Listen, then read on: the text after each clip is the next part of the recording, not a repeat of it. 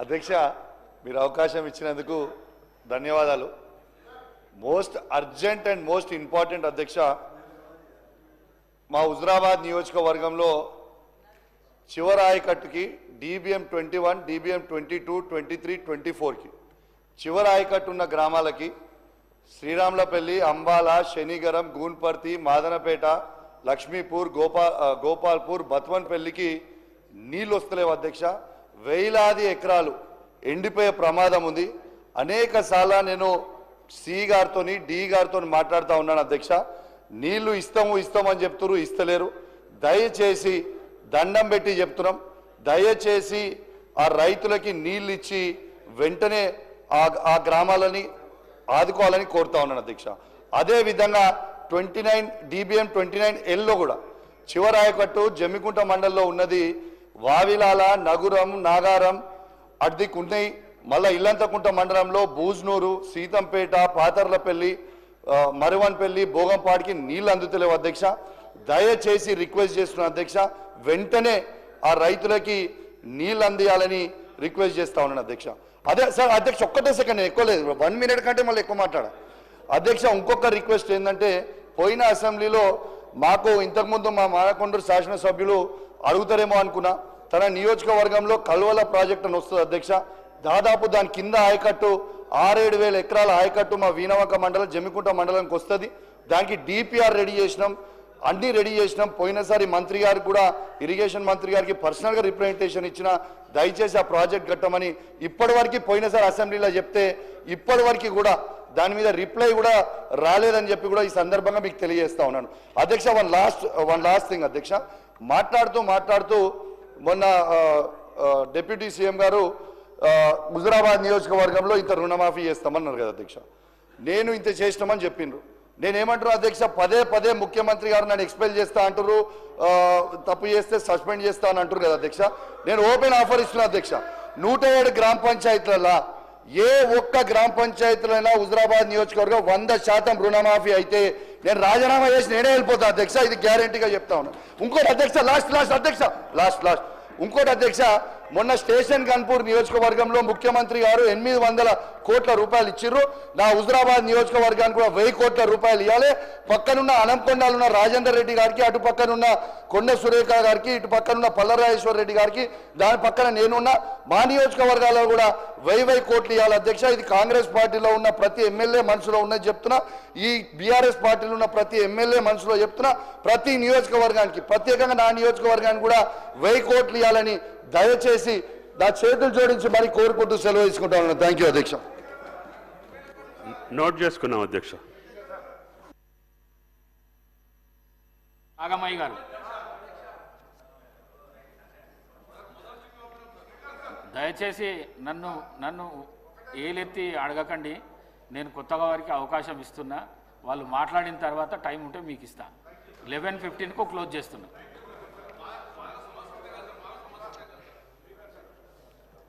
ధన్యవాదాలు అధ్యక్ష, అవకాశం ఇచ్చినందుకు మీకు కృతజ్ఞతలు. ముఖ్యంగా మా సత్తుపల్లి నియోజకవర్గంలో సీతారామ ప్రాజెక్టు కింద మాకు మళ్ళీ పడావు గత 5 సంవత్సరాల నుంచి మూలన పెట్టిన ప్రాజెక్టు మళ్ళీ మన ప్రభుత్వం వచ్చిన తర్వాత మన జిల్లా మంత్రివర్యులు మరియు మన ఇరిగేషన్ మినిస్టర్ గారి సహకారంతో ముందడుగు వేయడం మా రైతులకు ఎంతో ఆనందదాయకంగా ఉంది. అలాగే గతంలో యాతాలకుంట రైతులు ల్యాండ్ అక్విజిషన్ చేసుకొని వాళ్ళకి డబ్బులు పెండింగ్ ఉన్నా కూడా మరి మన బట్టి విక్రమార్క గారు వారికి ఈ సంవత్సరంలో 15 కోట్ల రూపాయలు మంజూరు చేసినందుకు వారికి కూడా కృతజ్ఞతలు. అంతేకాకుండా ఇప్పుడు డిస్ట్రిబ్యూటరీ ప్యాకేజ్ 6 కింద మాకు శాంక్షన్ చేశారు. దీనికి మాకు మొత్తం 35 డిస్ట్రిబ్యూటరీ ఛానల్స్ ఉన్నాయి అధ్యక్ష. ఇందులో రైతులకి ల్యాండ్ అక్విజిషను 758 ఎకరాలు అవసరం అవుతుంది. కాకపోతే ఇంతకుముందు అక్కడ ఆల్రెడీ మాకు ఓల్డ్ NTR కెనాల్ ఉంది, ఫ్లడ్ ఫ్లో కెనాలు. దాని కింద కట్టు కాలువలు, old feeder channels, distributary channels ఉన్నాయి అధ్యక్ష. ఇప్పుడు రైతులు ఏమంటున్నారంటే, ఇంతకుముందు మేము ఇది ఎన్టీఆర్ కెనాల్కి ఇచ్చాము ల్యాండ్స్, అలాగే గ్రీన్ఫీల్డ్ హైవే కోసం కూడా ఇచ్చాము. మళ్ళీ ఇప్పుడు పాత ఛానల్స్ పాత కెనాల్స్ ఉండగా మళ్ళీ కొత్త వాటి కోసము మళ్ళీ ల్యాండ్ అక్విజిషను అవసరం లేదు కనుక మాకు దయచేసి ఈ ల్యాండ్ అక్విజిషన్ కాకుండా పాత వాటిని మీరు రిపేర్స్ చేసి ఎన్టీఆర్ కెనాల్ కానీ ఫీడర్ ఛానల్స్ కానీ రిపేర్ చేస్తే కనుక తక్కువ ఖర్చుతో మా భూములకు కూడా నష్టం వాటిల్లకుండా మా ప్రతి ఎకరాకి నీళ్ళు అందుతుందని వాళ్ళు మనవి చేస్తున్నారు అధ్యక్ష. కనుక మీ ద్వారా నేను ప్రభుత్వానికి విన్నవించుకునేది ఏంటంటే, ఇప్పుడు ఇంత తక్కువ అంటే దీని ద్వారా మనం ల్యాండ్ అక్విజిషన్ చేసుకోకుండా పాతవే రిపేర్ చేసుకుంటే 200 కోట్ల రూపాయల దాకా మిగులుతుంది అధ్యక్ష. కనుక తక్కువ ఖర్చుతోటి మనం సుమారుగా 38,750 ఎకరాలకి సాగునీరు ప్రతి ఒక్క రైతుకు కూడా అందించవచ్చు అని మీ ద్వారా నేను మనవి చేసుకుంటూ ప్రభుత్వాన్ని ఒకసారి పరిశీలించవలసిందిగా కోరుతున్నాను. అలాగే అధ్యక్ష, మా సత్తుపల్లి అంటేనే సింగరేణి సమస్య నేను ఫస్ట్ అవకాశం రాగానే మాట్లాడింది కూడా దాని గురించే అధ్యక్ష. ఇప్పుడు మొన్న శాసన మండలిలో ఎమ్మెల్సీ తాతా మధు గారు ఎంతో చక్కగా వివరించారు అధ్యక్ష. మన కాంగ్రెస్ ప్రభుత్వం ఏదో చేసినట్టు ఆయన అవాస్తవాలన్నీ చెప్పారు. సత్తుపల్లి ఇప్పుడు ఆఫ్ఘనిస్తాన్ లాగా మారింది, సత్తుపల్లి ప్రజల జీవితం దుర్భరం అయింది, ఇట్లా అక్కడ ప్రజలకి kidney infections, lung infections, cancers ఇట్లా అన్నీ ప్రబలిపోతున్నాయి. ఇదంతా సింగరేణి వల్లనే. అలాగే సింగరేణి వాళ్ళు పెట్టిన సైలో బంకర్ వల్ల అని ఆయన ఎంతో హృదయ విదారకంగా వివరించారు అధ్యక్ష. కానీ ఎవరు చేసిన తప్పులు అధ్యక్ష? గత 10 సంవత్సరాల వాళ్ళ ప్రభుత్వం లేదా అధ్యక్ష? సైలో బంకర్ వాళ్ళు కాదా అధ్యక్ష పెట్టించింది? అప్పుడు ప్రజల ప్రాణాలు, వాళ్ళ ఆరోగ్య పరిస్థితులు అవి గుర్తు రాలేదా అధ్యక్ష? ఇప్పుడు ఆయన వాళ్ళు తప్పులు చేసి అప్పుడున్న ఎమ్మెల్యే బాధ్యులు కాదా? 100 మీటర్ల దూరంలో అంబేద్కర్ కాలనీకి 100 మీటర్ల దూరంలో సైలో బంకరు 2 సంవత్సరాలు నిర్మించారు అధ్యక్ష. అప్పుడు మేమందరం అబ్జెక్ట్ చేసినా కూడా వాళ్ళు దాన్ని పట్టించుకోకుండా తోసిరాజని మరి వాళ్ళది వాటర్ ట్యాంకు అని చెప్పేసి ప్రజలను మభ్యపెట్టి అది కట్టించారు. కనుక అప్పుడు ఉన్నది సండ్ర వెంకట వీరయ్య గారు అధ్యక్ష. అలాగే